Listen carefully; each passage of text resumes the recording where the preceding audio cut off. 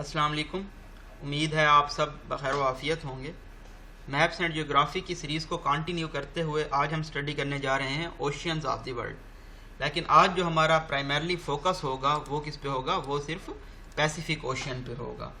जो next series है उसमें हम नेक्स्ट लेक्चर में Atlantic ocean, Indian ocean, Arctic ocean और सदर्न ओशियन के बारे में स्टडी करेंगे। इसमें गो थ्रू करने से पहले हम देख लेते हैं आज हमारी हेडलाइंस क्या होंगी, आउटलाइन क्या होगी। हम इंटरनेशनल डेट लाइन के बारे में अंडरस्टैंड करेंगे कि ये क्या चीज़ है, किस तरह इसको डिस्कवर किया गया है। इसके अलावा मैरियाना ट्रेंच क्या है, इसकी डेप्थ क्या है और इसको मैरियाना ट्रेंच क्यों बोलते हैं। चैलेंजर डीप कौन सा मकाम है मैरियाना ट्रेंच में। पैसिफिक ओशियन की बाउंड्रीज़ कौन कौन से कंट्रीज़ के साथ हैं, सीज़ के साथ हैं। इसी तरह से कौन कौन सी स्ट्रेट्स हैं जो पैसिफिक ओशियन को इंडियन ओशियन के साथ कनेक्ट करती हैं और पैसिफिक ओशियन को अटलांटिक ओशियन के साथ कनेक्ट करती हैं। आगे चल के हम देखेंगे पैसिफिक ओशियन पे लार्जेस्ट आइलैंड्स कौन से हैं, रिंग ऑफ फायर क्या है, रिंग ऑफ फायर के जो डिटेल्स हैं उसको भी हम देखेंगे कि यहाँ पे क्यों सबसे ज़्यादा वॉल्केनोज पाए जाते हैं और अर्थक्वेक्स क्यों यहाँ पे सबसे ज़्यादा आते हैं। लास्ट स्लाइड होगी हमारी ग्रेट बैरियर रीफ के मुतालिक। ओशियंस के मुतालिक हम जो बेसिक्स थी पहले उसमें स्टडी कर चुके हैं। आज हम दोबारा इसको डिटेल से स्टडी नहीं करेंगे। हमने पहले ही फर्स्ट लेक्चर में बता दिया था कि सबसे बड़ा ओशियन कौन सा है और उससे नेक्स्ट ओशियन कौन सा है। अगर ये आप दोबारा से स्टडी करना चाहते हैं तो आप प्लेलिस्ट में जाके बेसिक्स ऑफ वर्ल्ड मैप में ये तमाम चीज़ें देख सकते हैं। पैसिफिक ओशियन दुनिया का सबसे लार्जेस्ट ओशियन है। लार्जेस्ट ओशियन अगर हम कहते हैं तो यानी कि इसमें 50% ऑफ दी ओशन वाटर है। तमाम दूसरे अटलांटिक, आर्कटिक, इंडियन, सदर्न, इन तमाम ओशियंस को मिलाएं तो इनका पानी 50% बनता है और अकेले जो पैसिफिक ओशियन है इसका पानी 50% बनता है। अप्रॉक्सीमेटली ये 46% है लेकिन हम इसको 50% कह देते हैं अप्रॉक्सीमेटली। ये कवर किए हुए है तकरीबन 1/3 ऑफ दी अर्थ सरफेस और इसका टोटल एरिया अगर हम देखें तो वो बनता है 16 करोड़ एंड 50 लाख और ये लार्जर देन अर्थ इंटायर लैंड मैस है। दुनिया का जो लैंड मैस है टोटल वो हमारे पास कितना है जी, वो हमारे पास है 15 करोड़। तो ये सेपरेट किसको कर रहा है अगर आप देखें तो ये नॉर्थ अमेरिका और साउथ अमेरिका को, यहाँ पे आप देखें पैसिफिक ओशियन है, ये यहाँ पे भी पैसिफिक ओशियन है, तो ये सेपरेट कर रहा है नॉर्थ अमेरिका और साउथ अमेरिका को ऑस्ट्रेलिया और एशिया से। यहाँ पे मैंने मेंशन भी कर दिया है। अगर हम नेक्स्ट स्लाइड में चलें तो हम देख लेते हैं इंटरनेशनल डेट लाइन क्या होता है। अच्छा, प्राइम मेरिडियन के बारे में हमने पढ़ा था कि प्राइम मेरिडियन हमारे पास 0 डिग्री पे होती है। तो अगर हम इसके उलट देखें 180 डिग्री पे, तो 180 डिग्री पे हमारे पास जो लाइन आती है इसको हम बोलते हैं इंटरनेशनल डेट लाइन। अच्छा, अब आप सोच रहे होंगे कि ये लाइन जिग जैग किस्म की क्यों है, क्योंकि इसको इमेजिनरी लाइन के तौर पे बनाया गया है और ये तमाम पैसिफिक ओशियन से पास कर रही है। ठीक है जी, पानी से गुजरेगी, ये किसी लैंड मैस से नहीं गुजरेगी, इसलिए ये जिग जैग है। पुर्तगीज एक्सप्लोरर थे जिनका नाम था फर्डिनेंड मैगेलन ने इनको दरियाफ्त किया था इस लाइन को, जिसको उन्होंने नाम दिया था इंटरनेशनल डेट लाइन, और उन्होंने ही पैसिफिक ओशियन को भी दरियाफ्त किया था। अच्छा, एक हमारे पास इंपॉर्टेंट फैक्ट है, वो क्या है जी कि जो पैसिफिक ओशियन है ये श्रिंक कर रहा है, यानी कि सिकुड़ रहा है। एग्जैक्ट मुझे याद नहीं है, आई थिंक कि एक पूरे साल में ये 1 सेंटीमीटर या 1 इंच सिकुड़ता है और जो अटलांटिक ओशन है वो इंक्रीज कर रहा है। इसका मतलब ये है आने वाले कुछ सालों में, मिलियन ईयर्स में शायद, जो पैसिफिक ओशन है वो छोटा हो जाएगा और जो अटलांटिक ओशन है वो बड़ा हो जाएगा। तो आप एक्सप्लोरर का नाम याद रखिएगा, ये इंपॉर्टेंट डिटेल है इसमें। इनका नाम आप ये याद रख सकते हैं कि उन्होंने पैसिफिक ओशन को दरियाफ्त किया मैगी खाते हुए। आगे चलते हैं, हम मैरियाना ट्रेंच के बारे में हम स्टडी कर लेते हैं। ये डीपेस्ट ओशियन वर्ल्ड ओशियन है। अब हम जानते हैं जो पैसिफिक ओशियन है डीपेस्ट ओशियन है और इसका जो डीपेस्ट पॉइंट है उसको हम क्या कहते हैं, मैरियाना ट्रेंच। यहाँ पे आप देख सकते हैं ये मैरियाना ट्रेंच मौजूद है। इसकी अगर हम एवरेज डेप्थ को देखें तो वो तकरीबन 4000 से लेके 4280 मीटर बनती है।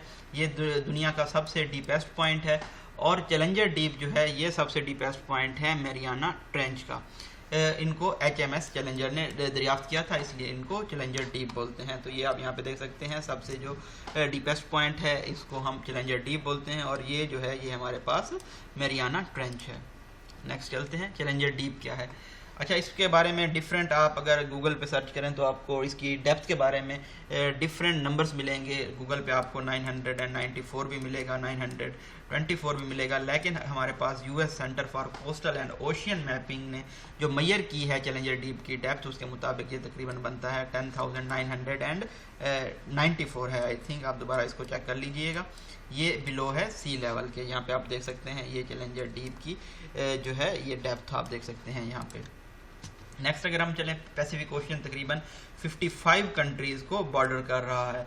और इसकी अगर हम बाउंड्रीज देखें, नॉर्थ में हम अगर इस तरह से हम कर लेते हैं, अगर हम नॉर्थ में इसको देखें तो हमारे पास ये कौन सा बन रहा है, बेरिंग सी बन रहा है। और इसी तरह से हमारे पास जो साउथ में अगर हम देखें तो हमारे पास बन रहा है रॉस सी, ठीक है जी।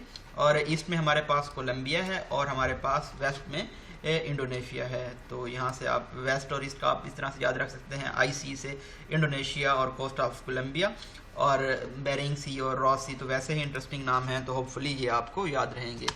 चलें ये अब देख लेते हैं कौन कौन सी स्ट्रेट्स पास कर रही हैं पैसिफिक ओशियन को।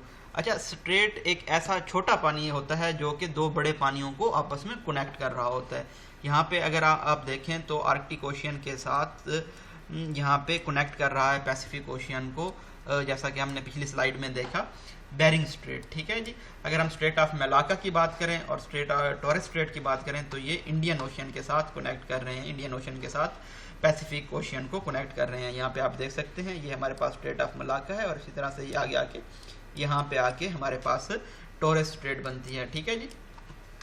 आगे अगर हम चलें, अगर हम बात करें पैसिफिक ओशियन कहाँ पे अटलांटिक ओशियन को ज्वाइन कर रहा है, तो ये हमारे पास अगर आप मैप को रिवाइज करें अपने माइंड में तो ये हमारे पास बन रहा है एरिया नॉर्थ अमेरिका का। तो यहाँ पे आप देख सकते हैं ड्रेक पैसेज है जो कि कनेक्ट कर रहा है पैसिफिक ओशियन को अटलांटिक ओशियन के साथ। इसी तरह से जो स्ट्रेट ऑफ मैगेलन है ये भी पैसिफिक ओशियन को कनेक्ट कर रहा है अटलांटिक ओशियन के साथ। नेक्स्ट चलते हैं जी। नेक्स्ट स्लाइड में अगर हम आइलैंड्स की बात करें तो तकरीबन 25,000 से ज़ायद आइलैंड पाए जाते हैं। पोलिनेशिया, माइक्रोनेशिया, मेलनेशिया, ये कम्बिनेशन है डिफरेंट आइलैंड्स का। और अगर हम सबसे बड़े आइलैंड की बात करें पैसिफिक ओशियन में तो ये हमारे पास न्यू गिनी है, न्यू गिनी सबसे बड़ा है और ये सेकंड लार्जेस्ट आइलैंड है ग्रीनलैंड के बाद।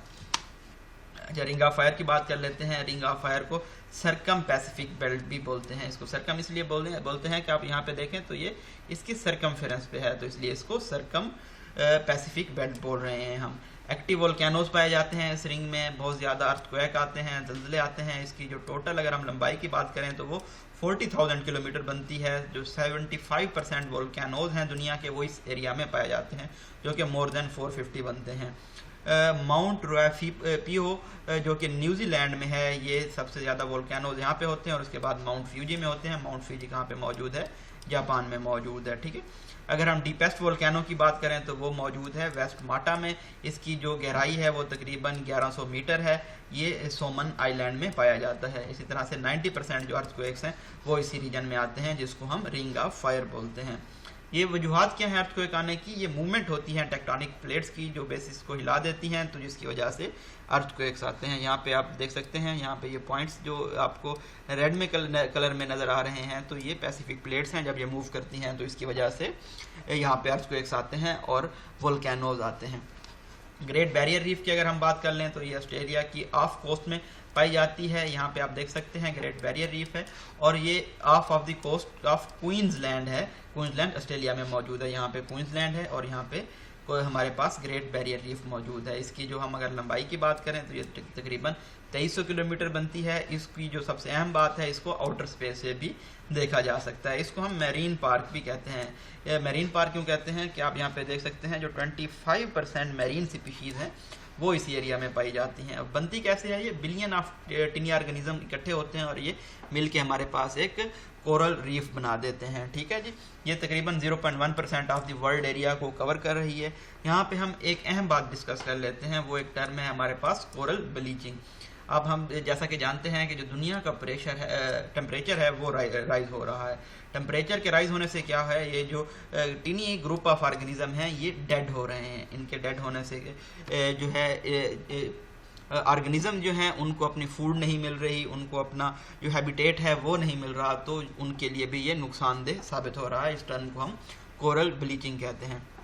अच्छा, तो इनकी एक और ज़्यादा अहम बात यह है कि ये 150 फीट अंडर सर्वाइव कर सकते हैं और आप देख सकते हैं जैसा कि टेम्परेचर राइज हो रहा है वैसे वैसे ग्लेशियर्स पिघल रहे हैं, और ग्लेशियर्स के पिघलने से जो सी लेवल है वो भी राइज हो रहा है। आप देखें यहाँ पे पहले सी लेवल था, ठीक, यहाँ पे सी लेवल है, तो ये आप देख लें 150 आप इसको कह लें, लेकिन जैसे ही टेम्परेचर राइज होगा तो सी लेवल यहाँ तक चला जाएगा, तो ये आप कह लें 200 तक, तो ये कोरल रीफ सर्वाइव नहीं कर पाएंगे, जिससे बहुत ज़्यादा नुकसान होगा। तो हम लास्ट स्लाइड में एक और चीज़ डिस्कस कर लेते हैं जिसको हम कहते हैं ग्रेट पैसिफिक गार्बेज पैच। इसमें दो किस्म के पैच हैं, एक वेस्टर्न गार्बेज पैच है जो कि जापान के करीब है, और दूसरा ईस्टर्न गार्बेज पैच है जो बिटवीन है कैलिफोर्निया और हवावे के दरमियान पाया जाता है। यहाँ पे अगर आप स्पेसिस को देखें तो आपको ये ऐसा नज़र आएगा, ठीक है जी। यहाँ से असल में सबसे ज़्यादा बहरी जहाज़ गुजरते हैं, ये उनका रूट है, तो इस वजह से सबसे ज़्यादा गार्बेज यहाँ पे पाया जाता है, माइक्रो प्लास्टिक यहाँ पे पाया जाता है, जिसको फ़िश वगैरह खा लेती हैं और बाद में वो ह्यूमन डाइट का हिस्सा भी बनती हैं, जिससे जो ये डाइट प्लान है वो भी बिगड़ रहा है। तो बस आपने याद न रखना है कि वेस्टर्न जो गार्बेज पैच है वो जापान के करीब है, और इसी तरह से जो ईस्टर्न गार्बेज पैच है वो कैलिफोर्निया और हवावे के, ये कैलिफोर्निया हमारे पास और यहाँ पे हवावे है, इनके दरमियान में मौजूद है, ठीक है जी। ये जी आज हमने पैसिफिक ओशियन के बारे में स्टडी किया। इंशाल्लाह उम्मीद है आपको ये तमाम चीज़ें समझ आ गई होंगी, और अगर आपको कोई चीज़ समझ नहीं आई तो आप मुझसे सवाल पूछ सकते हैं इस बारे में। हम ये तमाम सीरीज़ जो है इसको कंटिन्यू रखेंगे इंशाल्लाह। अगली जो हमारा लेक्चर होगा उसमें जो बाकी ओशियन हैं तमाम हम उनको पढ़ेंगे। आज हमने स्ट्रेट्स डिस्कस की हैं, सिर्फ जो बाकी बॉडीज़ हैं वाटर बॉडीज़ उनको भी हम डिस्कस करेंगे जब हम कॉन्टिनेंट्स को स्टडी कर रहे होंगे। Thank you so much. अल्लाह हाफिज़।